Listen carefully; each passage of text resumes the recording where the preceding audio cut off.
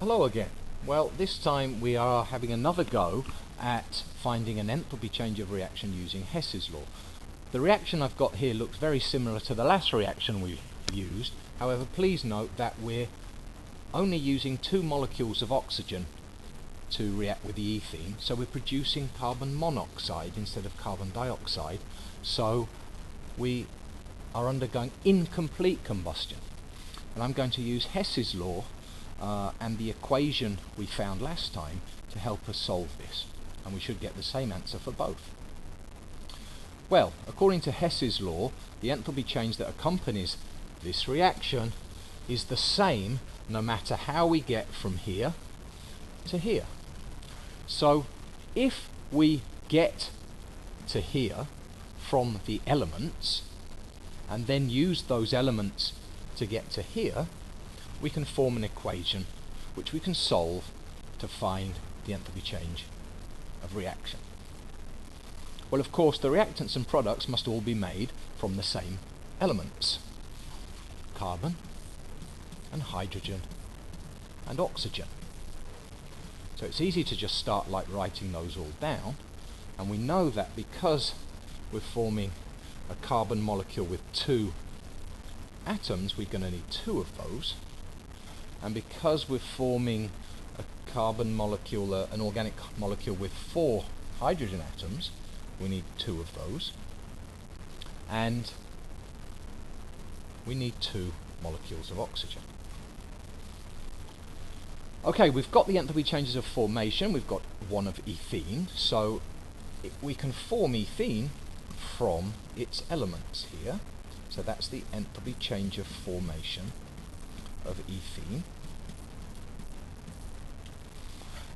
The enthalpy change of oxygen, enthalpy change of formation of oxygen, is 0. By definition, the enthalpy change of formation of any element in its standard state is 0.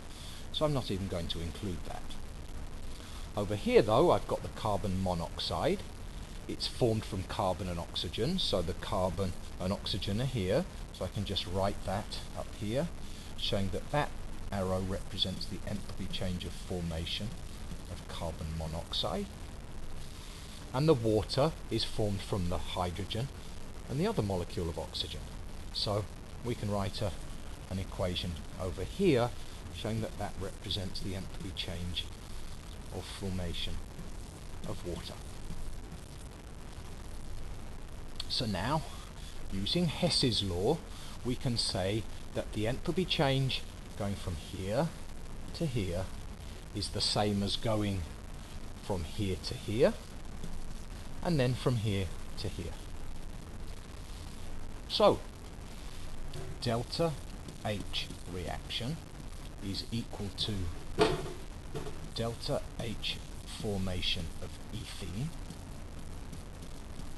Well, actually it's the negative delta HF, because we are going against the arrowhead.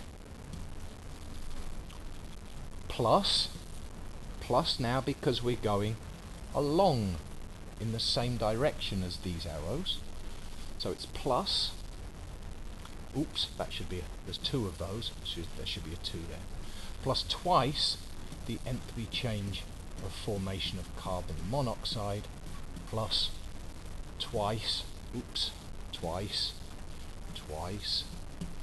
the enthalpy change of formation of water. If I find those values and pop them in, we end up with negative 52 plus twice negative 111 plus twice negative 286, and that gives me negative 846 kilojoules per mole.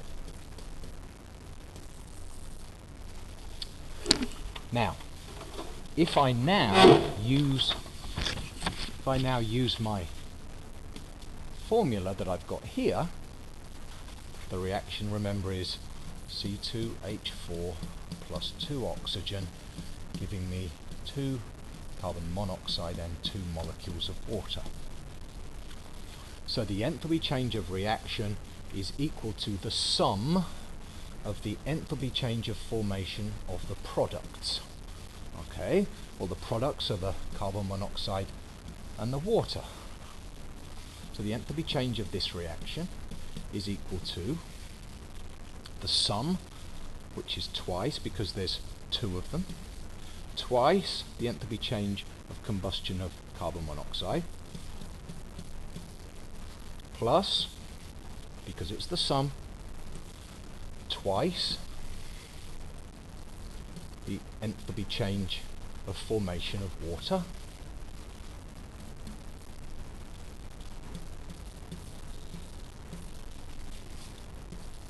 and then that is all subtract the sum of the enthalpy change of formation of the reactants.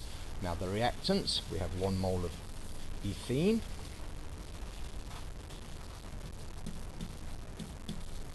and I'll include it for clarity, the enthalpy change of formation of oxygen.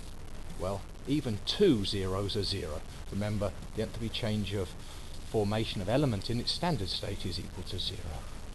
If I solve that, I find I get negative 846 kilojoules per mole.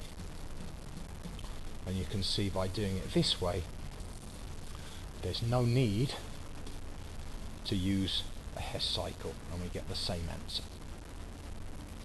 Again, a quick note, this only works when we have enthalpy changes of formation. Thank you. Good night.